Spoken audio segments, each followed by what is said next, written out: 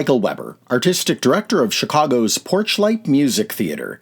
Premiering in movie theaters February 7th, 1940, Walt Disney's Pinocchio, with songs composed by Lee Harline and lyrics by Ned Washington, was based on the 1883 Italian children's novel The Adventures of Pinocchio by Carlo Collodi. It was the second animated feature film produced by Disney, made after their first full-length animated success, Snow White and the Seven Dwarfs in 1937. Pinocchio was a groundbreaking achievement in the area of effects animation, giving realistic movement to vehicles, machinery, and natural elements such as rain, lightning, smoke, shadows, and water. Although it became the first animated feature to win a competitive Academy Award, winning two, in fact, for original score and for original song for When You Wish Upon a Star, it was initially a box office bomb, mainly due to World War II cutting off the European and Asian markets overseas. It eventually made a profit in its 1945 reissue and was added to the United States National Film Registry for being deemed culturally, historically, or aesthetically significant. In September 1937, during the production of Snow White and the Seven Dwarfs, animator Norman Ferguson brought a translated version of Carlo Collodi's children's novel to the attention of Walt Disney. As Ferguson later recalled, after reading the book, Walt was busting his guts with enthusiasm. Pinocchio was intended to be the studio's third feature, after Bambi. However, due to difficulties with adapting the story and animating the animals realistically, Disney announced that Bambi would be postponed while Pinocchio would move ahead in production. In the original novel, Pinocchio is a cold, rude, ungrateful, inhuman brat that often repels sympathy and only learns his lessons the hard way. The writers decided to modernize the character and depict him similar to Edgar Bergen's ventriloquist dummy Charlie McCarthy, but equally as rambunctious as the puppet in the book. In the summer of 1938, Disney and his story team established the character of the cricket. Originally, the talking cricket was only a minor character that Pinocchio abruptly killed by squashing him with a mallet, and that later returned as a ghost. Disney dubbed the cricket Jiminy and made him into a friend that would try to guide Pinocchio into the right decisions. Once the character was expanded, he was depicted as a realistic cricket, with toothed legs and waving antennae. But Disney wanted something more likable. Due to the huge success of Snow White, Walt Disney wanted more famous voices for Pinocchio, which marked the first time an animated film had used celebrities as voice actors. He cast popular singer Cliff Edwards, also known as Ukulele Ike, as Jiminy Cricket, giving Jiminy the hugely likable quality that Walt was searching for. Disney rejected the idea of having an adult play Pinocchio and insisted that the character be voiced by a real child, and so he cast 11-year-old actor Dickie Jones, who had previously been in Frank Capra's Mr. Smith Goes to Washington as the little wooden boy who becomes real. Disney's Pinocchio was presented as a radio version numerous times, including on the Lux Radio Theater and Academy Award. What we have for you now is a rendition that became an annual holiday tradition that was presented between 1945 and 1948 on the Screen Guild Theater. Here's the episode from December 30th, 1946, featuring actors Carol Smith and Arthur Q. Bryan, with your hosts Hanley Stafford as Daddy and Fanny Bryce as Baby Snooks in Walt Disney's Pinocchio.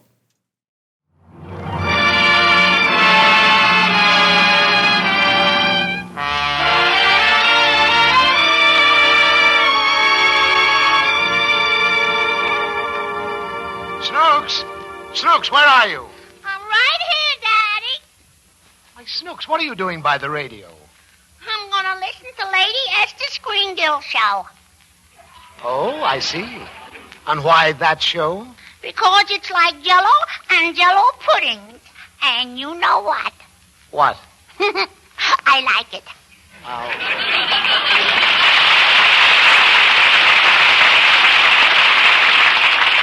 Well, come on, Snooks. You're going to have a busy day tomorrow, and it's time you went to bed. Why? Well, I should think you'd want to go to bed and rest up for tomorrow. Then you can play with your new Christmas toys all day long. Are you going to bed and rest up? No, why? Well, you've been playing with my toys more than I have. Now, let's not be selfish. Look, will you go to bed if I sing you a song? A lullaby? Uh-huh. Rockabye baby? Uh-huh. I'd rather stay here.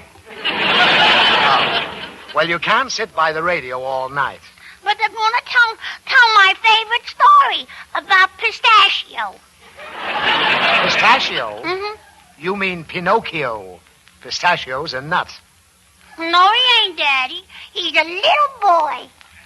The boy's name's Pinocchio. I know the story very well. So do I. His father carved him out of wood. Exactly. And you know his father's name? Uh-huh. What is it? Edgar Bergen. Just what I thought. You're bluffing. Now, when I was your age, I knew the story of Pinocchio backwards. You did? Yes.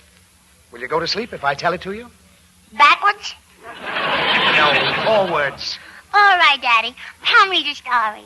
Well, once upon a time, long, long ago, there was a kind old man named Geppetto. Mm-hmm. He was a toy maker. Yeah. And he lived all alone. No one to talk to but his cat and his goldfish.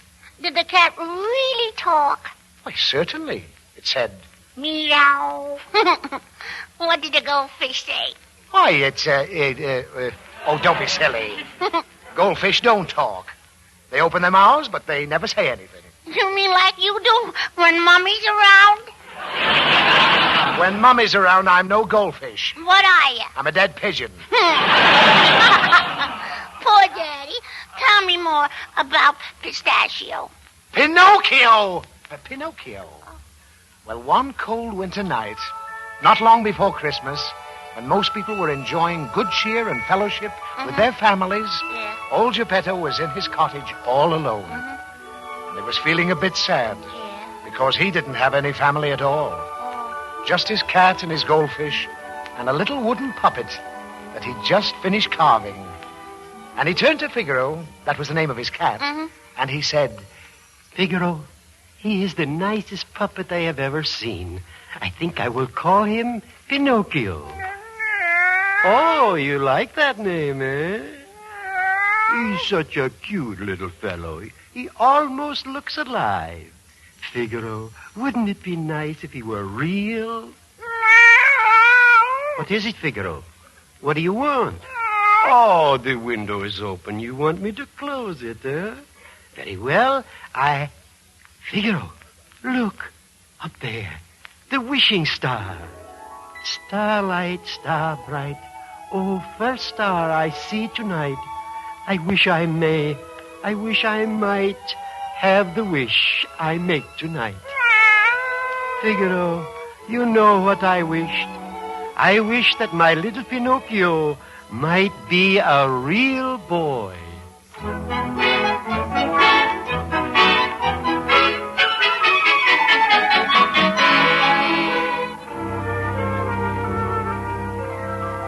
well, Snooks, how do you like the story so far? I like it. What happened next? Old Geppetto went to sleep. Why? Well, he just went to sleep. That's all. That's all? Yes. That's a very short story. Oh, don't be silly. Geppetto went to sleep, and late that night, a beautiful blue light shone in through the window. And it blazed and it glowed, and in the middle of it stood the blue fairy. And she touched Pinocchio with her golden wand and said, Little puppet made of pine, awake, the gift of life is thine.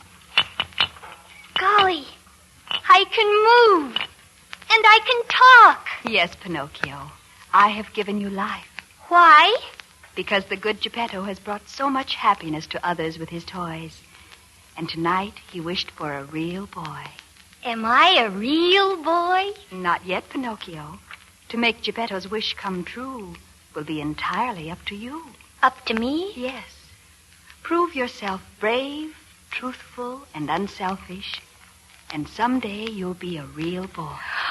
Oh, a real boy. It will not be easy. You must learn to choose between right and wrong. Right and wrong?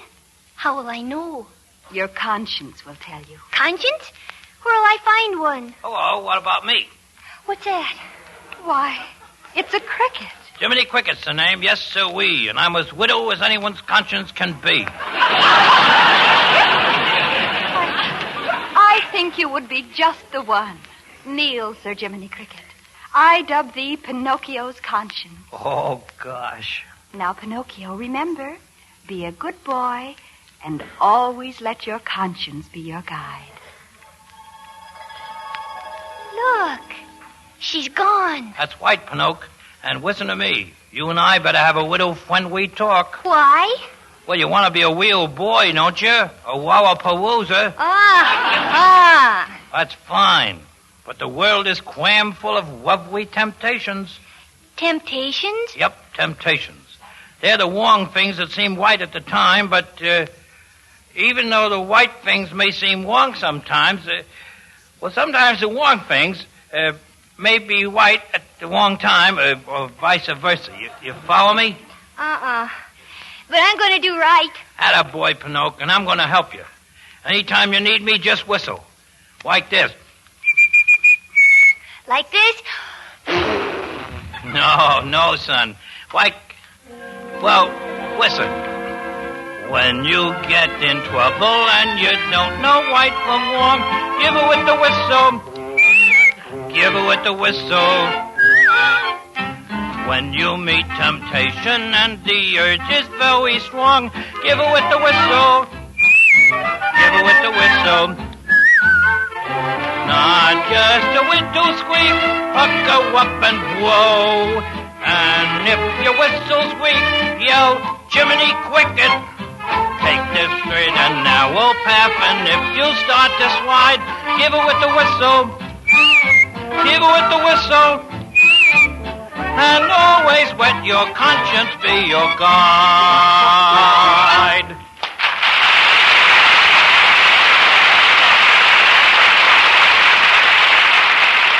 Daddy, What? didn't all that noise wake up Pinocchio's father? Yes, of course. Did the noise wake up Pinocchio? He wasn't asleep. Don't little wooden dummies sleep? Oh, sure. They sleep like logs. Ha-ha! How's that? Ha-ha, terrible. Now what happened next? Well, Geppetto was delighted to find that his little wooden boy could walk and talk. He liked them, huh? Yes. And the next morning, he sent him off to school. I thought you said he liked them. He did. But he wanted Pinocchio to be like other little children. So that morning, Pinocchio got up and ran as fast as he could to the schoolhouse. Imagine that. Yes. Now, why aren't you so anxious to go to school as Pinocchio is? 'Cause I'm no dummy. Great. Well, anyhow, on the way to school, Pinocchio ran into a sly old wolf. A wolf? Yes. And you know what his name was? Uncle Louie? No. This wolf was named Honest John. Mm-hmm. And he was standing on the street reading a big advertising billboard that said, Tonight, in the big tent, the great Stromboli and his puppet show. Well, so Stromboli's in town. The old rascal, I certainly fooled him once, all right. That time I tied strings on a cat and Stromboli bought her for a puppet. And you don't know right from wrong. Give a little whistle. Good morning, my little friend. Good morning. And where are you going this fine sunny day? I'm going to school, just like a real boy. That's fine. Just imagine a little wooden boy. Now, who'd ever believe that a wooden boy? A puppet without strings. Why, Stromboli'd give a fortune for him. He'd, Hey there, wait! Wait for me, little boy! So, you're going to school, my little man. Going to be a scholar, eh? Yes, I'm going to learn to be brave, truthful, and unselfish so I can be a real boy someday. Indeed. Well, I must be going now. I'm late. Oh, just a minute, young fellow, just a minute. Haven't you heard of the easy road to success? The easy road? I'm speaking, my boy, of the theater. The theater? Bright lights, music, applause, your name in lights. What is your name? Pinocchio? Why, I can see it in letters 6 feet high. 6 feet high? Just as sure as my name is Honest John. P-I-N-U... P-I-N... Well, anyway, 6 feet high. Come along, lad. On to the theater. Hi, diddly-dee, an actor's life for me. A high silk hat and a silver cane, a watch of gold with a diamond chain. Hi, diddly-do, you sleep till after 2. You promenade with a big cigar, you tour the world in a private car, you dine on chicken and caviar. An actor's life for me. Hi, diddly-dee. Hey, Pinocchio. Hello, Jiminy. I'm going to be an actor. Now, take it easy, son. Slow down. Remember what I said about temptation? Well, that's him. Oh, no, Jiminy. That's Mr. Honest John. Honest John. Oh, please, I pray you know Pinocchio. Goodbye, Jiminy. Wait, Pinocchio, wait, please. Actor's life for me. A high silk hat and a silver cane, a watch of gold with a diamond chain. Hi, diddly-do, you sleep till after 2. You promenade with a big cigar, you tour the world in a private car, you dine on chicken and caviar. An actor's life for me.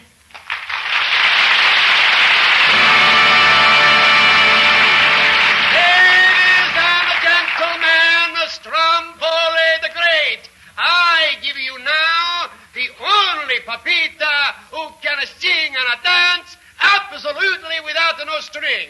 I give you the one and only Pinocchio.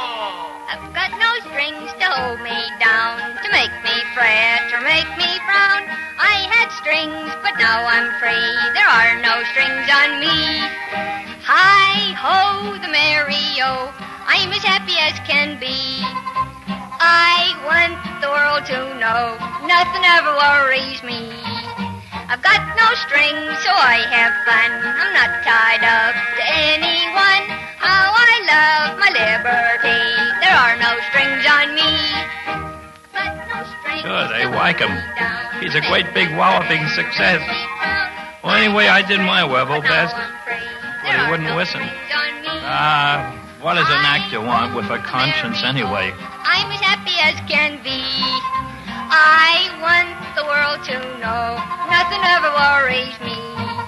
I've got no strings, so I have fun. I'm not tied up to anyone. How I love my liberty. There are no strings on me.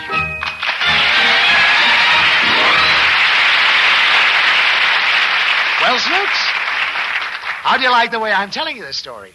I'd rather listen to the Screen Girls show. Oh, you would. Well, what have they got that I haven't got?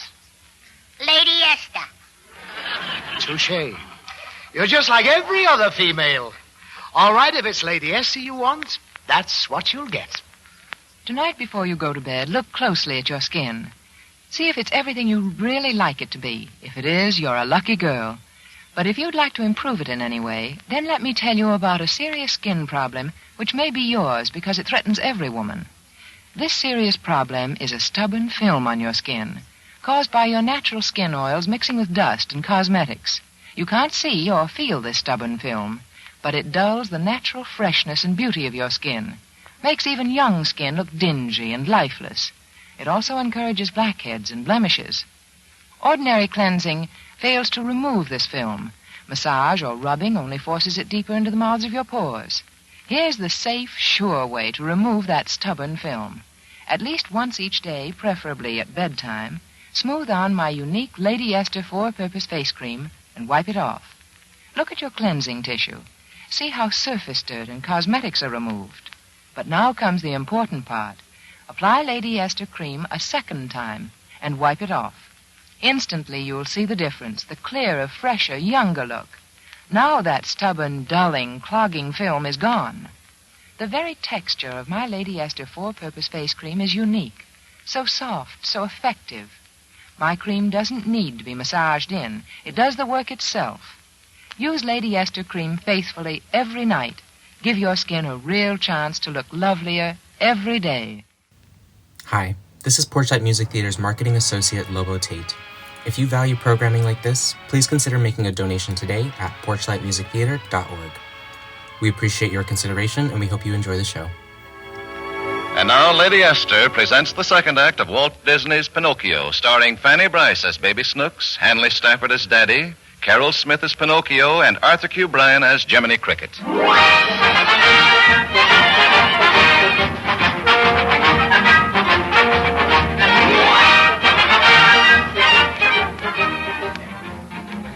Did Pinocchio like being an actor, Daddy? Oh, no, he didn't like it at all. Why? Because Stromboli soon discovered that he could make a lot of money with Pinocchio. So he locked the little boy in a cage. He locked him in a cage? Yes. What's the matter with you?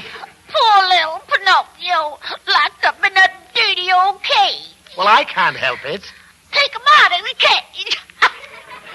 Now, look. He's in the cage because that's the way the story goes. If he wasn't in the cage, there wouldn't be any story. And you'd be up in bed, asleep. Daddy, What?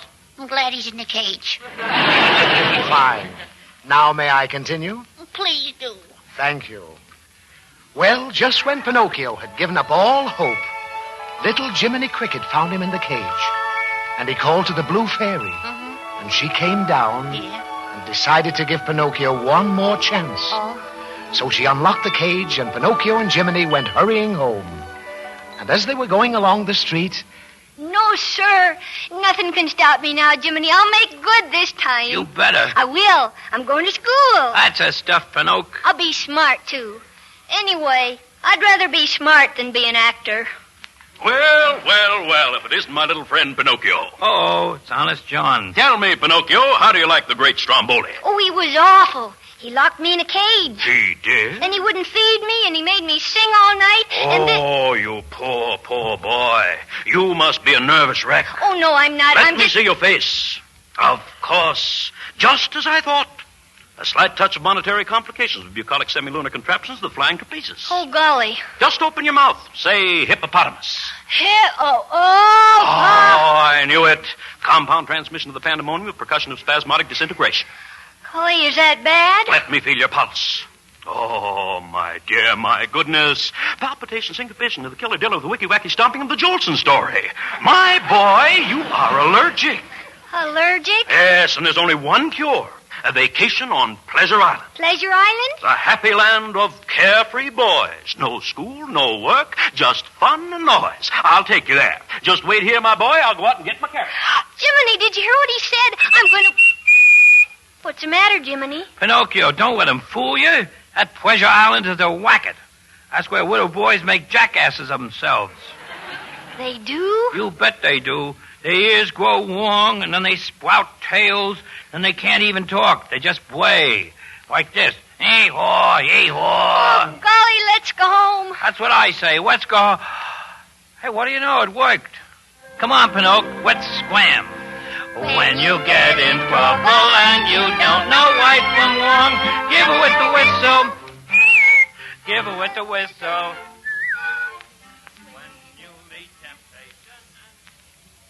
And for the rest of his life, Pinocchio always remembered that song. When you get in trouble and you don't know what to do, give a little whistle. Give a little whistle. Daddy! What? Just tell me the story. I should have made you go to sleep in the first place. Oh, all right. So when Pinocchio and Jiminy got to Geppetto's cottage, they found him out. Oh, what do they find out about him? They found he was gone. And for heaven's sake, stop asking so many questions. I can't stand it anymore. Poor little Daddy. Pester me, you interrupt me, you drive me crazy.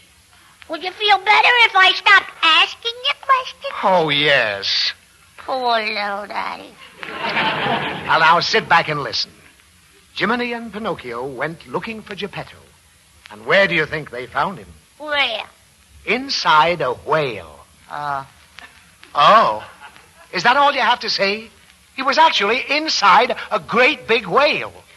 That's what you said. But isn't that remarkable?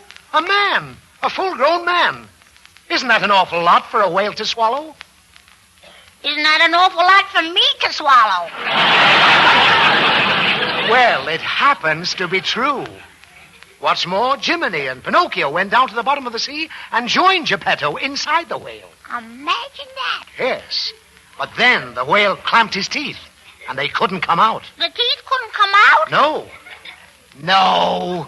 Pinocchio, Jiminy, and Geppetto couldn't come out. But you said that... Never mind what I said. You said the whale's teeth came out, which is false. Were they false teeth? Oh, look. Let's get out of the whale's mouth. How are we going to do it? Well, Pinocchio had an idea. He figured a way to make the whale blow them out. Did he make the whale cough? Well, you're pretty close, I admit. But how would you go about making a whale cough? Get his feet wet. Whales don't have feet. What Pinocchio did was build a fire in the whale's stomach. Well, how did that make the whale blow them out? Oh, I guess you've never seen a whale sneeze. The whale's knees? Yes. But you said they didn't have legs. Oh, Snooks. Stop acting cute. The whale sneezed. He sneezed, you understand? Achoo! Well, say something. Gesundheit. Snooks, I think I'm going to put you to bed. No, I'll be good. Tell me the rest of the story. Very well. The whale sneezed them out, and old Geppetto nearly drowned. But Pinocchio came to his aid and towed him into shore.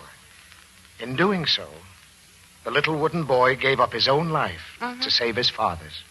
Poor Pistachio. Pinocchio! And when the old man came to, he picked Pinocchio out of the water where he was lying and carried him home and put him on the bed. And then he kneeled by the bed and cried and cried. Pinocchio, oh, my boy, my brave little boy.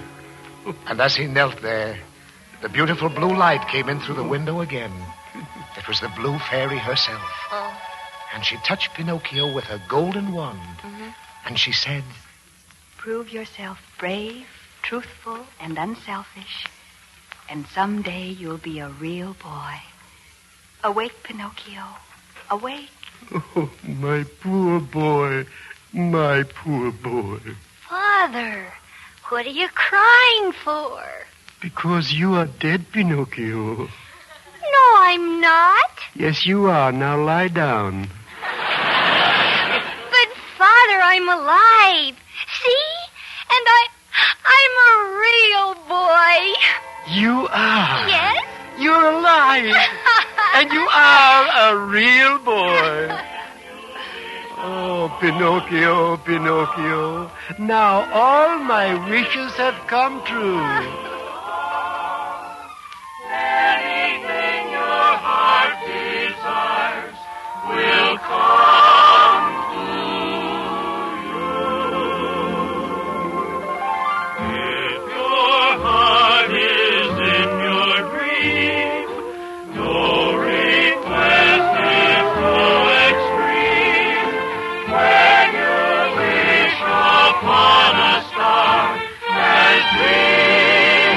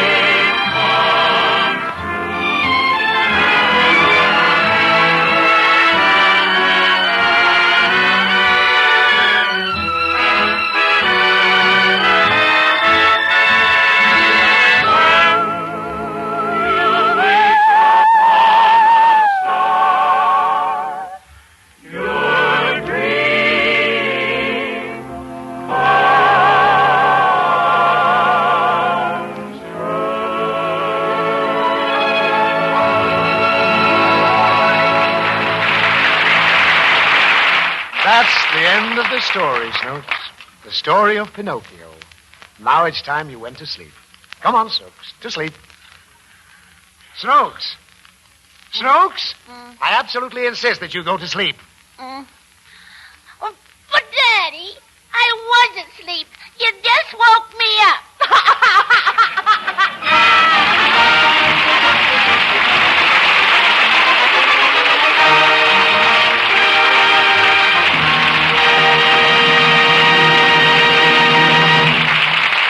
Thank you, Fanny Bryce, Hanley Stafford, Carol Smith, Arthur Q. Bryan, and all the rest of you who have made this holiday season such a delightful one for so many people. Your annual performances contribute a great deal to a work that continues throughout the year, the Motion Picture Relief Fund and its Country House. Thank you again, and thank you, Walt Disney. And now, here is a word from one of America's foremost beauty authorities, Lady Esther. I wish I could sit down with you in your own home and discuss all your skin problems. But there's one problem so important, such a threat to every woman, that I want to talk about it here. This insidious threat is a stubborn film on your skin. It's caused by your natural skin oils mixing with dust and cosmetics. You can't see or feel this stubborn film, and ordinary cleansing fails to remove it. That's important for you to know because this film dulls the true freshness and beauty of your skin and encourages blackheads and blemishes. Here's the safe, sure way to get rid of that stubborn film. First, smooth on my unique Lady Esther 4-purpose face cream and wipe it off. Immediately apply Lady Esther cream again and wipe it off. The first application removes surface dirt and cosmetics. The second application really removes that stubborn, clogging film. And instantly your skin looks clearer, fresher, feels softer, smoother. And remember, my unique Lady Esther cream by itself does 4 of the things your skin needs most. It cleanses thoroughly. It softens your skin, helps nature refine the pores, and leaves a perfect powder base. Lady Esther 4-purpose face cream gives you a complete beauty treatment.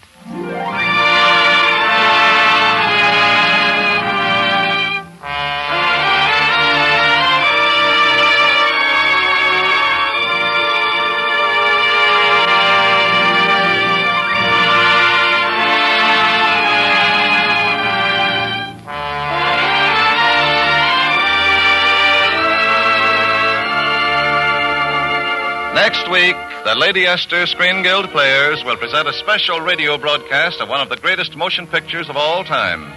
It will celebrate the presentation of the Red Book Award for the outstanding picture of 1946, The Yearling. And it will star the original cast, Gregory Peck, Jane Wyman, and Claude Jarman, Jr. Don't miss this unusual program. Tonight's program, The Wonderful Adventures of Pinocchio, and last week's Snow White and the Seven Dwarfs, were produced and directed for Lady Esther by Bill Lawrence, adapted by Harry Cronman, and were presented through the courtesy of Walt Disney, whose newest production is the Technicolor picture Song of the South, based on the immortal Uncle Remus tales. Last week, Edgar Bergen appeared through the courtesy of Chase and Sanborn, and Mary Jane Smith appeared by arrangement with Metro-Goldwyn-Mayer, producers of the Technicolor production The Yearling. Charles Kemper can now be seen in the Columbia picture Gallant Journey. Fanny Bryce as Baby Snooks can be heard on her own program for Jell-O and Jell-O Puddings, with Hanley Stafford as Daddy. Music on tonight's program was arranged and conducted by Wilbur Hatch. Tonight's Lady Esther Screen Guild program is being heard by our servicemen and women overseas through the worldwide facilities of the Armed Forces Radio Service. This is Truman Bradley speaking for Lady Esther. Thank you and good night. This is CBS, the Columbia Broadcasting System.